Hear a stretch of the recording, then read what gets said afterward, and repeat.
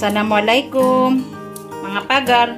Ngayon magluto naman tayo ng isang napakasimpleng pangmerinda. Ito ay tinatawag nilang Shakoy o twisted donut. Halika, samahan niyo ako. Simulan natin. Ito siya. 1 cup warm water, 2 tablespoon yeast, egg, 1 egg, 3 cup flour, 2 tablespoon sugar, 2 tablespoon butter, at 1 teaspoon salt. Simulan na natin.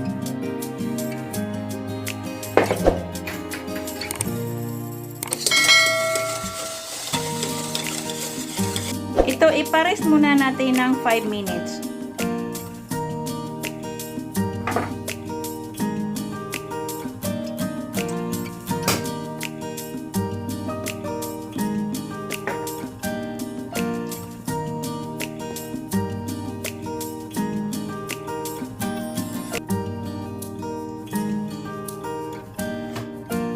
Tatlong basong arena, salt.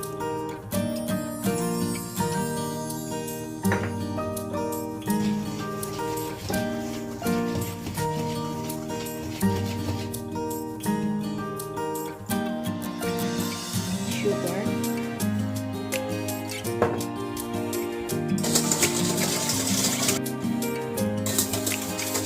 Paghaluin natin ng paghaluin para matunaw ang sugar at saka yeast.